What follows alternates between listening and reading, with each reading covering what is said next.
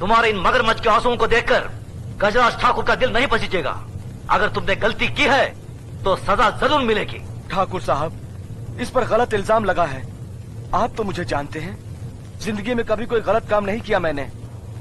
ये तो मेरा ही भाई है, एक ही माँ के पेट से पैदा हुए हैं हम। रावण और विभीषण भी तो एक ही माँ की पेट से पैदा हुए थे। ये तुम्हारा भाई है तो ये जरूरी नहीं कि ये गलती नहीं कर सकता। ठाकुर साहब, क्षमा कर दीजिए। पहली बार क्षमा करने का मतलब है दूसरी बार गलती करने का मौका देना, यही ना मुनीम जी? हाँ मालिक, 100%। कल पंचायत में फैसला होगा। ठाकुर साहब, एक बार और सोचिए। गजराज ठाकुर ने एक बार कहा तो समझ लेना 100 बार कहा। लेकिन मालिक,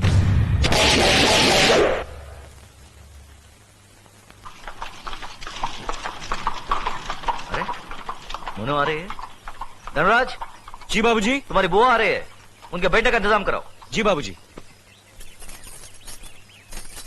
ठीक है, जाओ। आओ बहन, आओ आओ। पाए लागू भैया। जीती रहो। नमस्ते बुआ जी। बैठो। खुश रहो। क्या बात है, इतनी धूप में यहाँ?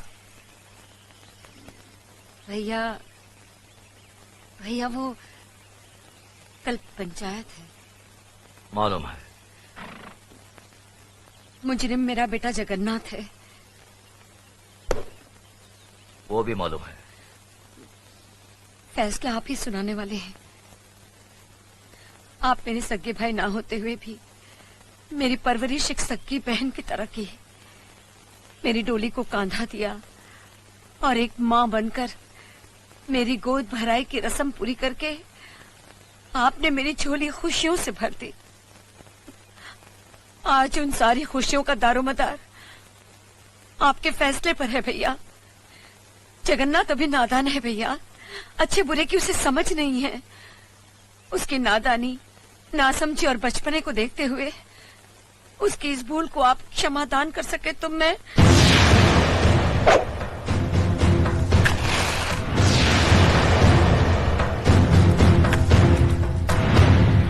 धर्मराज।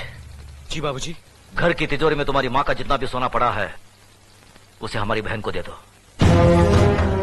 देखो बहन, रामपुर में जो हमारा 50 एकड़ आम का बगीचा है हम उसे तुम्हारा नाम लिख देते हैं, और गंगानगर में जो हमारी 200 एकड़ उपजाऊ जमीन है उसे भी तुम्हें दे देते हैं। यही नहीं, अगर तुम हमारी जान भी मांगोगी तो हम उसे भी तुम्हारी सदके में छोड़ देंगे। लेकिन जिन्हें सदियों से हमारा खानदान अपना खून पिलाता आया है उस नीति, नियम और इंसाफ परिस्थिति को अब नहीं छोड़ सकते। मगर भैया अगर आप चाहे तो।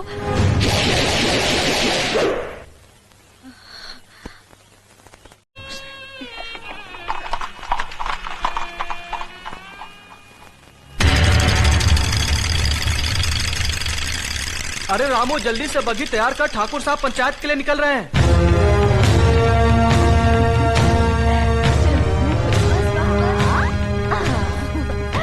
अब ये बाबूजी की तरफ से, और ये अले ले ले, तू कहाँ भाग रहा है? और ये मेरी तरफ से।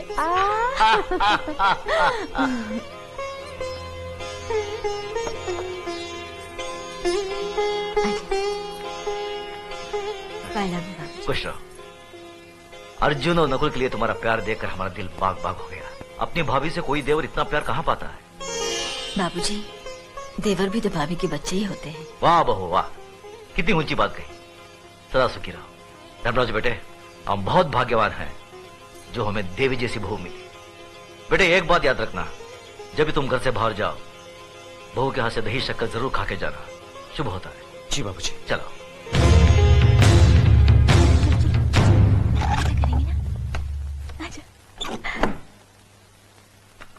टाटा पिताजी। टाटा पिताजी। चले बाबूजी। चलो।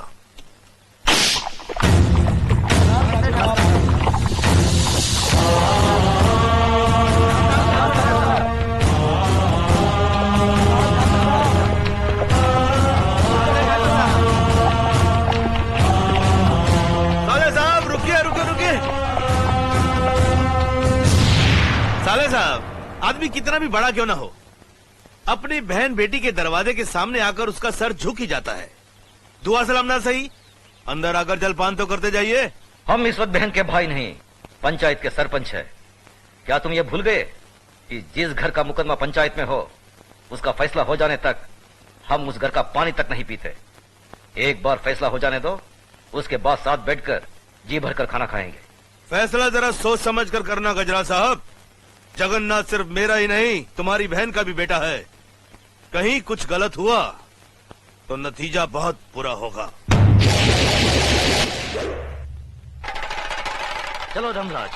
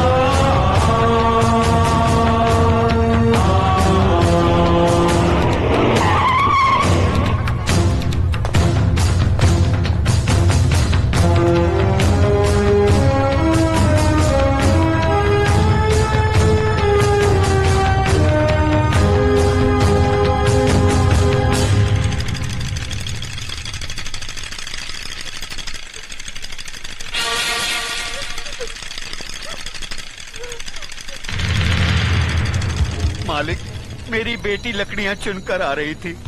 रंजीत सिंह के बेटे जगन्नाथ ठाकुर ने इसकी इज्जत लूट ली। हम गरीब हैं, इज्जत के सिवा हमारे पास कुछ नहीं है। अब कौन इससे शादी करेगा? अब कौन इसका हाथ थामेगा? आप न्यायमूर्ति हैं, आप ही फैसला कीजिए मालिक।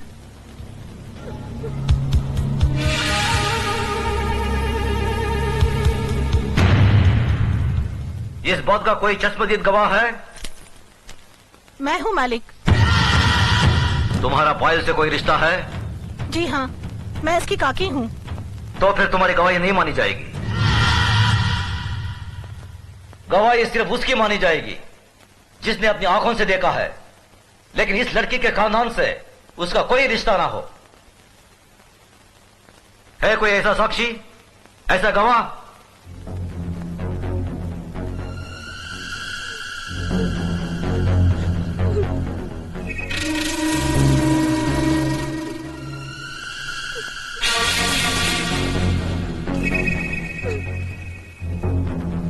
मैं हूँ मालिक।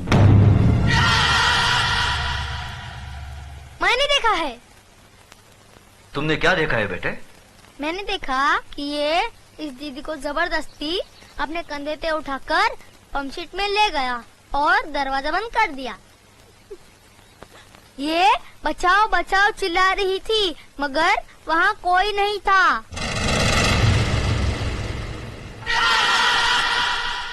थोड़ी देर बाद जब ये बाहर आई तो इसके कपड़े फटे हुए थे और ये रो रो के कह रही थी कि मेरा सब कुछ लूट गया, मैं बर्बाद हो गई।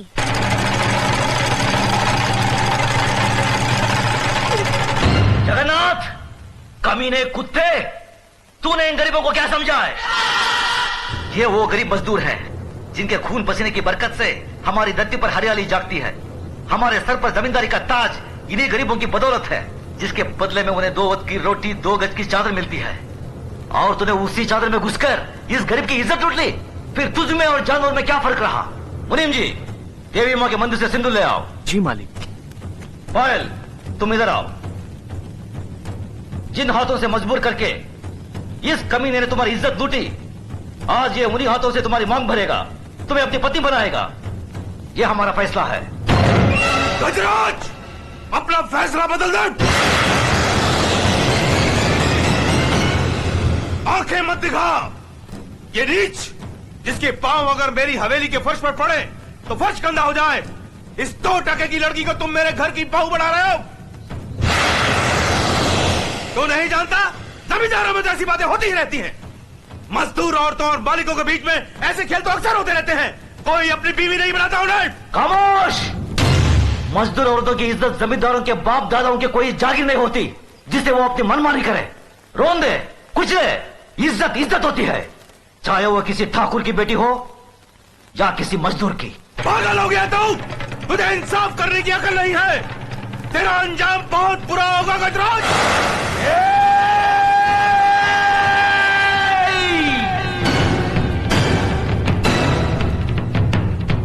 इसके आगे एक लफ्ज भी बोला तो जुबान खींच लूंगा। तेरी औकात मेरे सामने खड़े होने की भी नहीं है और तू मुझे ललकारता है। गजराज ठाकुर ने कभी किसी अंजाम की परवाह नहीं की। अगर परवाह की है तो सिर्फ अपनी आन, इंसाफ, अखलाक और ईमान की। इस लड़की की जन्म, जात, नाम, इसकी कोई अहमियत नहीं है हमारी नजर में। अहमियत है तो सिर्फ इसकी इज्जत, इसकी पवित्रता की। जगन्नाथ, मांग भर इसकी। गजराज!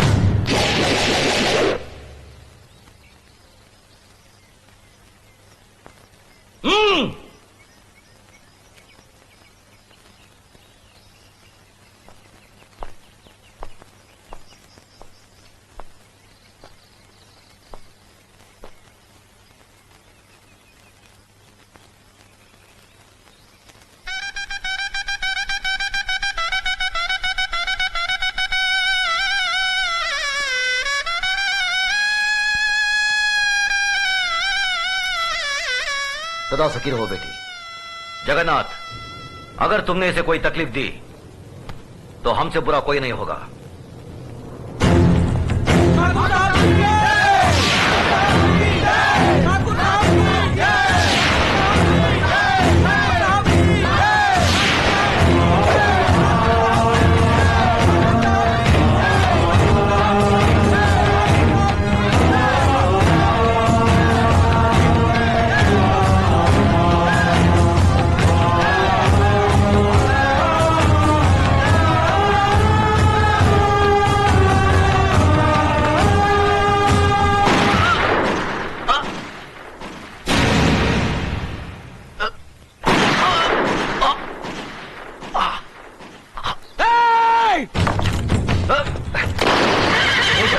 नहीं, अपनी बुआ की बात उजाड़ना तुम्हारा धर्म नहीं है। बाबूजी, बाबूजी! भैया! मेरे भाई को मार डाला। मेरे देवता समान भाई को मार डाला। ये क्या किया तुमने? ये कैसा अनर्थ किया?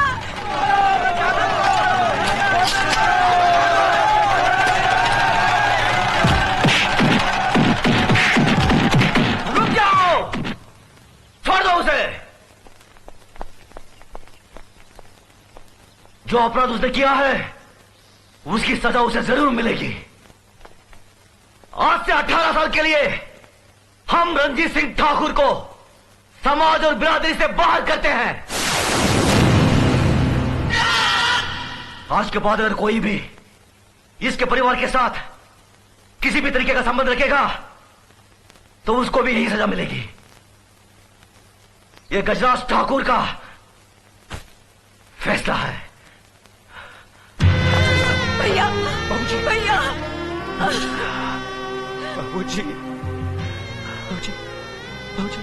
धर्मराज, न्याय करने वालों के लिए रिश्ते और जज्बात कोई मायने नहीं रखते।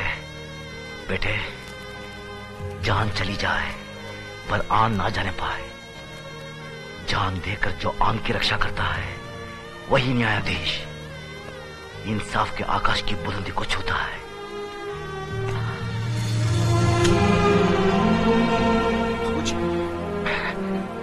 धर्मराज, आज से हम भरतपुर कस्बे के न्याय और इंसाफ की बागडोर तुम्हें सौंपते हैं। याद रखो बेटे, जिस दिन भी तुमने अनजाने में भी गलत फैसला किया तो समझ लो वही दिन तुम्हारी जिंदगी का आखिरी दिन होगा। बाबूजी! बाबूजी! भैया! बाबूजी!